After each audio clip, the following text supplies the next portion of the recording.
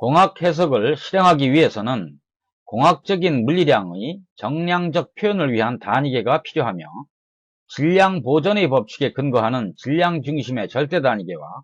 지구 중력장 효과에 근거하는 힘 중심의 중력 단위계가 보존적인 미터법에서 혼용되어 사용되어 왔습니다. 그러나 이들 두 가지 유형의 단위계는 기술 도서나 국제 학술 대회에서 단위 환산 등 상호 소통상의 혼란이 있었으므로 1960년의 제11차 국제 도량형 총회에서 국제적으로 통용될 수 있는 SI 국제 단위계를 제정하여 현재 대부분의 국가에서 국제 협약 단위로 채택하게 되었습니다.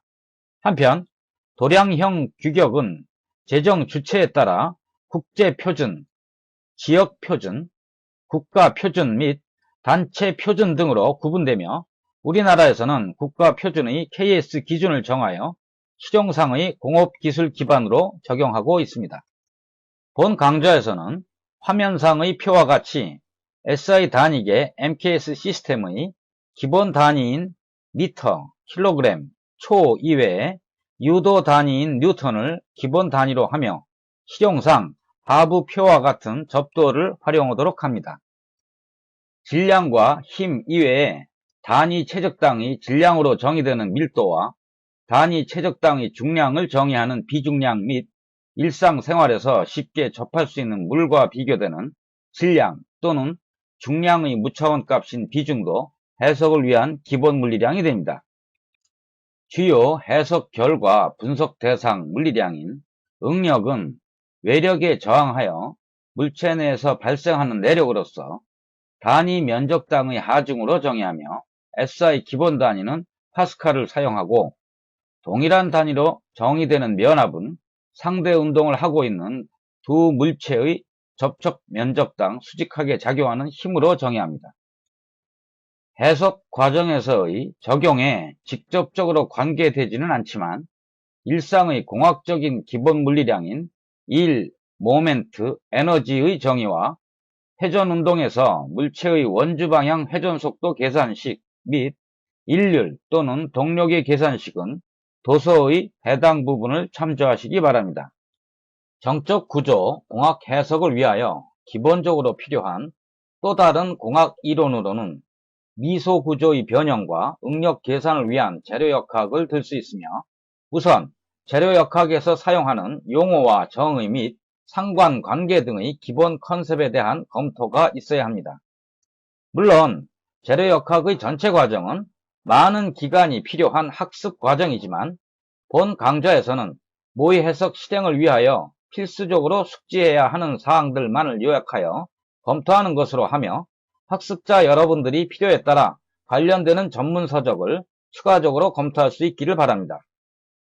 작용 하중의 방향에 따른 분류사항으로 임의 물체가 공간상에 놓여 있을 때 일상생활에서는 그 물체가 위치하는 상태를 기준으로 하여 가로 방향은 수평 방향, 세로 방향은 수직 방향으로 정의하지만 재료역학에서는 호칭 또는 용어의 통일을 위하여 위치하는 상태와 관계없이 임의 물체의 치수가 긴 방향을 세로 방향 또는 축방향이라고 정의하며 따라서 그곳과 수직인 방향은 가로 방향 또는 단면 방향이라고 호칭하는 것으로 정의합니다. 이러한 정의로부터 임의 물체의 세로 방향인 축방향으로 길이가 늘어나도록 가해지는 외력은 인장하중, 줄어들도록 가해지는 외력은 압축하중이라고 정의할 수 있으며 인장과 압축하중은 임의 물체의 단면을 기준으로 하여 수직한 방향으로 작용하게 되므로 수직하중이라고 호칭하고 반면에 수직하중과 직각을 이루는 단면과 평행한 방향으로 작용하는 하중은 전단하중이라고 호칭을 정의합니다. 하중 방향에 따른 그 이외의 하중 유형으로는 반력 지지부가 있으며 단면 방향으로 작용하는 굽힘 하중과 물체의 한쪽 끝 단면을 고정 구속하고 반대쪽 끝 단면에 접선 방향 하중을 작용시키는 비틀림 하중을 들 수 있습니다. 한편 하중 작용 속도에 의한 분류에서는 정하중과 동하중으로 구분하고 본 과정과 관련되는 하중은 정하중으로서 하중의 크기와 방향이 시간에 따라 변하지 않는, 즉 시간 종속성을 무시하는 일정한 하중으로 정의하며, 하중 유형은 도서 18페이지 상단에 있는 그림을 참조하기 바랍니다. 같은 개념으로 외력에 저항하여 물체의 내부에서 발생하는 단면의 단위 면적당 내력으로 정의하는 응력과 변형 이전 길이에 대한 변형량으로 정의하는 변형률인 경우에도 동일한 호칭 방법을 적용하며, 통상 세로 방향 수직 응력과 변형률은 시그마와 엡실론으로 표기하고, 단면 방향의 전단 응력과 변형률은 타우와 엡실론 프라임의 그리스 문자로 표기하여 서로 구분합니다. 따라서 응력의 SI 기본 단위는 파스칼을 사용하고, 변형률은 무차원수가 되며, 변형률 간의 비로 정의하는 포화성 비의 차원도 무차원수가 되지만, 유의할 사항으로 포화성 비는 세로 변형률에 대한 가로 변형률의 비이므로 항상 1보다는 작은 값으로 계산된다는 것은 기억해 두어야 할 것입니다. 한편 응력과 재료의 강성 및 변형률 간의 관계는 후크의 법칙으로 정의될 수 있으며, 이전에 검토한 응력의 정의식과 연립하면 도소의 식과 같이 유도됩니다.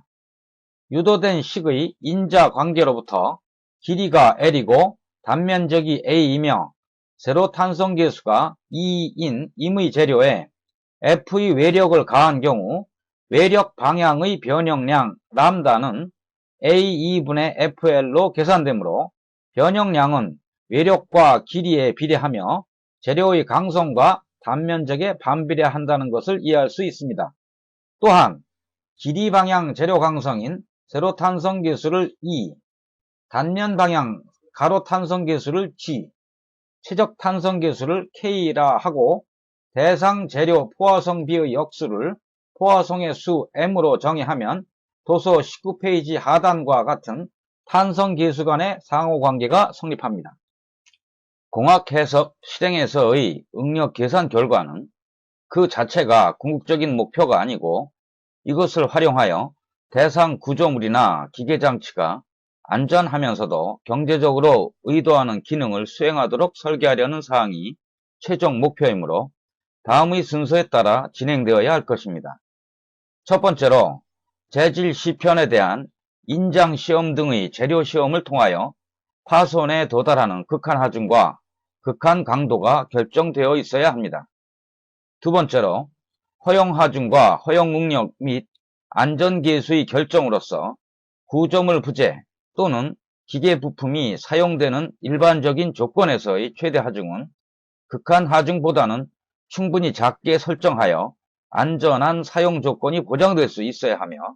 이 같은 실질적인 적용 하중을 허용 하중, 사용 하중 또는 설계 하중이라 호칭합니다. 따라서 허용 하중이 적용될 때 대상 부재에서 발생하는 최대 응력은 극한 강도보다 충분히 작은 허용 응력 내의 영역이어야 하고, 엔지니어의 직관에 의하여 설정된다고 할 수 있습니다. 한편 결정된 허용 응력에 대한 극한 응력의 비를 안전계수라고 정의하고, 이 값이 클수록 안전하다는 컨셉이 되며, 실무 적용에서 소성 변형이 고려되어야 하는 경우에는 극한 응력 대신에 항복 응력을 적용한 안전계수를 이용할 수도 있습니다. 최종적인 세 번째 과정이 되는 안전계수의 선택은 다양한 실무 적용에 있어서 가장 중요한 공학 해석의 목표로서 앞서 언급된 바와 같이 안전성과 경제성을 고려한 최적한 결정이 되어야 할 것이며, 더불어 추가적으로 검토되어야 할 구체적인 예로서는 해석 부재 조직의 특성 변화, 수명 기간 중 예상되는 반복 하중에 따른 피로 파괴, 해석 부재의 개조 또는 수정에 의한 변경, 해석을 위하여 설정되었던 가정,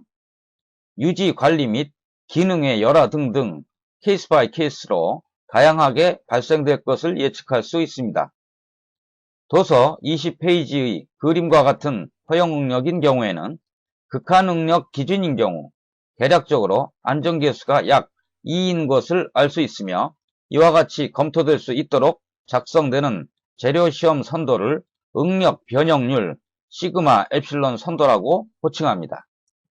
하중을 적용하는 재료의 단면적을 변화시키는 원인이 되는 구멍, 홈, 노치 및 단이 있는 경우이거나 또는 충격 하중이 가해지는 경우에는 국부적으로 과도한 응력이 발생하게 되며 이러한 현상을 응력 집중이라 하고 응력 집중 현상을 정량화하는 계수를 응력 집중 계수라고 호칭합니다. 응력 집중 단면의 평균 응력에 대한 최대 응력의 비로 정의되는 형상과 관련된 무차원 쓰이지만 안전계수와는 반대로 그 값이 클수록 안전하지 못하다는 것을 유의하기 바랍니다. 특히 그림 두 번째의 단면적을 변화시키는 단이 있는 경우에는 실무적으로 응력의 집중 현상을 완화시키는 필렛을 설정하여 집중되는 응력을 분산시켜 줄 수 있도록 하는 것은 구조적인 응력 집중 결함을 보완할 수 있는 매우 중요한 사항이라 할 수 있습니다. 한편 허용 하중 내에서 사용하더라도 장시간 반복적으로 사용하게 되면 재료가 파손되는 경우가 발생할 수 있으며 이 같은 현상을 피로 파괴라 호칭하고 피로 시험 등을 통한 교체 시점을 판단하여 안전사고를 예방할 수 있습니다. 비정상적인 재료의 또 다른 파손으로는 허용 응력 내의 정하중이 작용된 상태 하에서 시간의 경과에 따라 재료의 변형이 점차 증가하는 크리프 파괴 현상을 들 수 있으며 통상 고온 분위기 하에서 사용되는 기계 재료에서 발생하기 쉬운 현상으로 크리프에 내구성이 강한 티탄 원소를 첨가하여 방지하고 있습니다. 역학적인 평형 방정식만으로 해결이 가능한 볼을 정정보, 처짐까지 고려해야 해결할 수 있는 볼을 부정정보라고 호칭하며 정정보의 종류에는 단순보와 외팔보 및 돌출보가 있습니다. 구속과 관련되는 보 지점의 종류에는 부동과 가동 힌지 지점 및 고정 지점으로 분류하며 하중은 집중 하중, 등분포 하중 및 변분포 하중으로 분류합니다. 반력이란 보에 외력이 작용될 때 평형을 유지하기 위하여 지점에서 발생되는 저항력을 의미합니다.